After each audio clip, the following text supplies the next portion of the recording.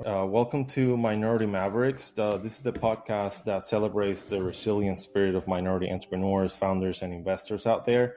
And we want to, create this show. This is our first episode. We want to dive deep into the aspiring lives and stories of all these founders and entrepreneurs out there, and explore their challenges and learn a little bit more how they overcame them.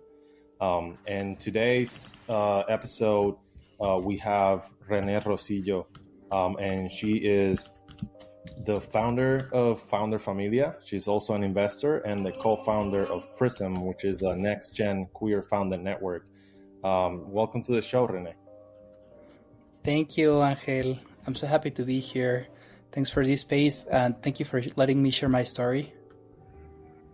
Renee, if you want to introduce yourself to our guests and tell a little bit more about your background as a minority and how your background, has become part of your career, and just in general, talk a little bit more about that perspective so our listeners can know a little bit more about you.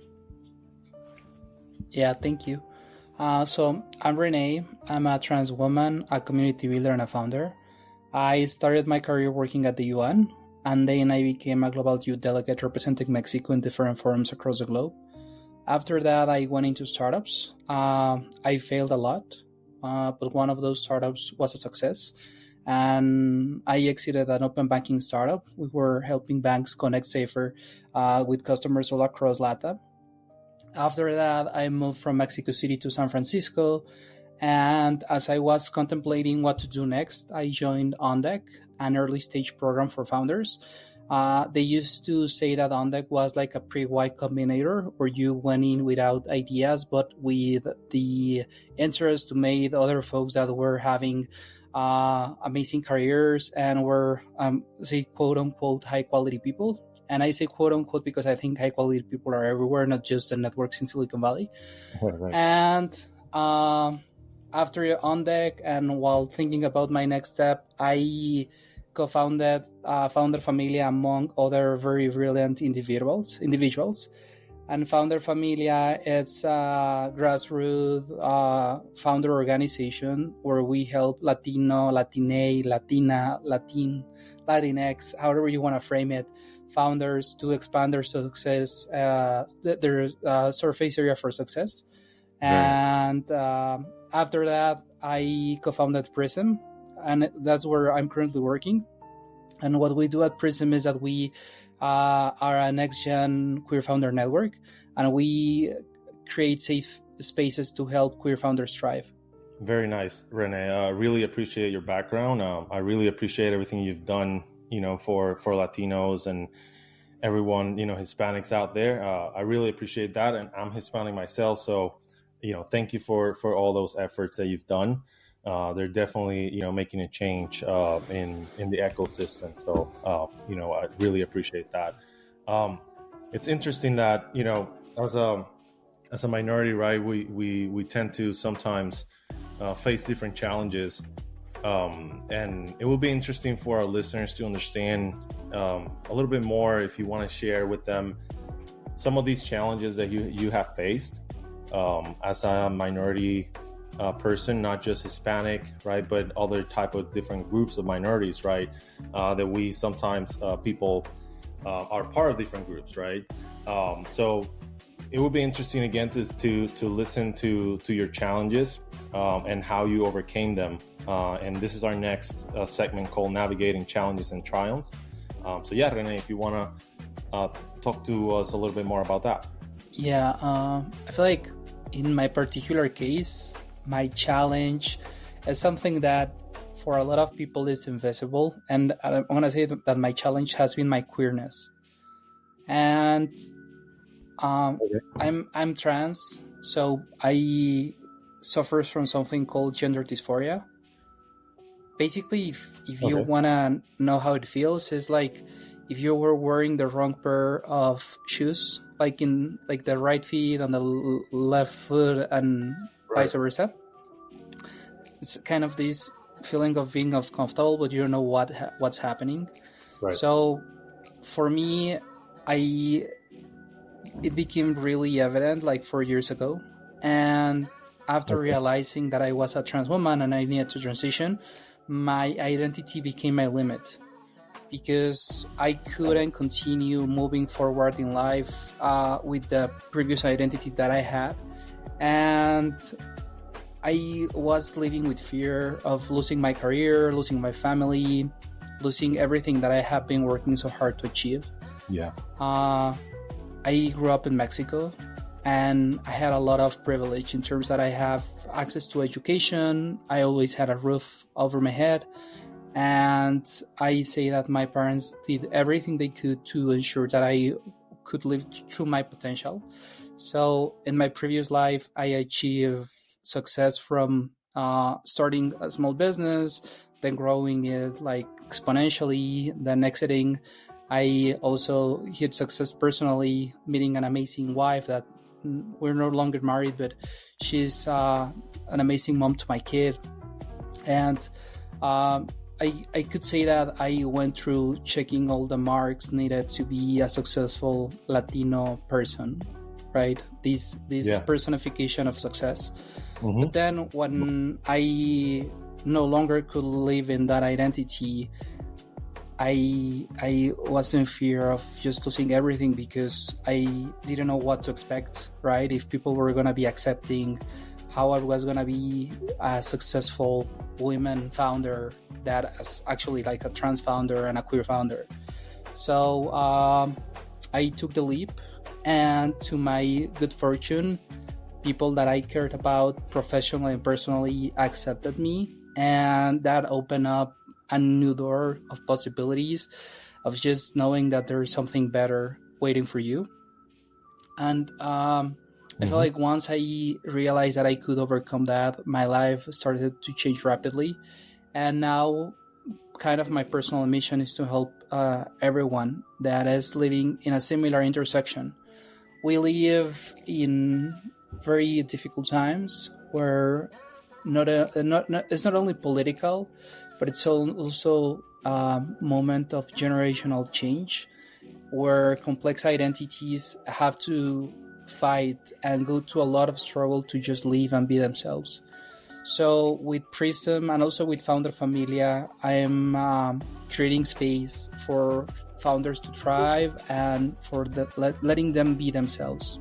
Yeah, nice, very very nice, Renee. Yeah, I'm a very a very good fan of Founder Familia and groups like that. I feel that they're really needed, and especially in this type of minority situations, right? I feel that we all have some sort of lack of representation, right? And feeling a part of something, right? That identity that you're talking about, and these type of groups kind of give people hope, right? And give people the idea that, hey, yes, we are minorities, but look at all these successes, right? And yours, of course, is an amazing success story. So that's why one of the main reasons I wanted you to tell your story here in our show. But just to move on to our next segment and our final segment here, this is just called Maverick Wisdom, and basically give your best advice to any minority entrepreneur, founder, or investor out there, right? You have basically 30 seconds to give your advice, and anything that you want to tell out there, right? It's just about anyone that it's an aspiring entrepreneur, founder, or startup out there, right? That you want to talk to them and tell them something. What would that be? I say my advice would be to keep up, keep doing it, keep moving forward. Being a founder, if you're a minority, you are sometimes overlooked, and most of those times are going to feel very unfair. But the reality is that we have to make a difference. And I say that there are two things that are key. First is to do not listen to the startup porn advice that is out there. Like all these stories where they tell you that you have to do X, Y, and Z to become successful. and then you think that you're only gonna be a good founder if you raise millions, and then you want to hire thousands of people, and you keep reading in TechCrunch how someone in the garage invented the next unicorn, and it seems like it's very easy. So don't listen to any of that. Like, media and stories are often told from a point of view of becoming engaging, and that engagement is not necessarily true to what doing business is, and especially not as a startup like a founder that is underrepresented. And the second thing is anything you do, try to try to minimize regret, in the sense of you're doing this because you believe you are going to make the difference, and in a few years you're going to look back and wonder if you made your best effort and if you had success. But the reality is all about the journey. You're going to learn about yourself, you're going to meet amazing people, and if you don't succeed at first, you'll do it eventually. I feel like entrepreneurship is about learning and improving and failing, and if you're able to do that in a continuous way, and where you become a true master of just trying, then things are going to work out for you. And after those two main points, it's important that you look for communities where you can be among individuals that are going to have a similar journey, especially when you think about Silicon Valley, where credentialing and how you look, where you're coming from, can be important. Going with organizations such as Founder Familia, Black VC, Gold House, All Rise, and many more, Prism. It's a very good way to be in a space where there is going to be other people that are going to look past your initial looks or identities, and are going to be able to appreciate the things that make you a founder, like those core things. So look for help, and also be willing to help others that are going to a similar journey and that may be earlier in their careers, but they need helping hands to continue making a difference. Thank you, Renee. That was amazing. That was great. Just to, kind of chime in a little bit on that. I love what you said about, looking for help. I feel that a lot of underrepresented people right out there feel that they don't necessarily have the help.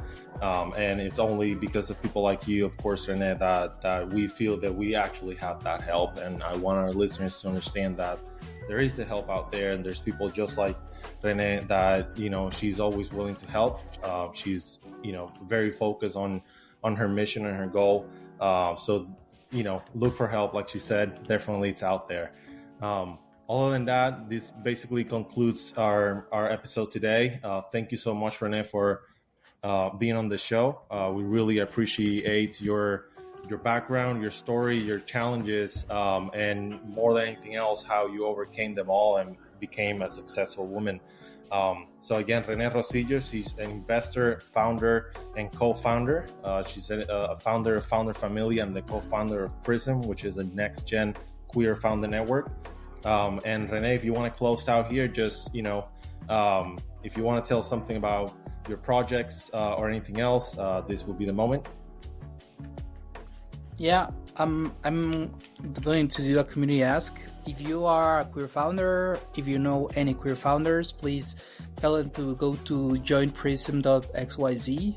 We are looking to create a safe space for queer founders overall.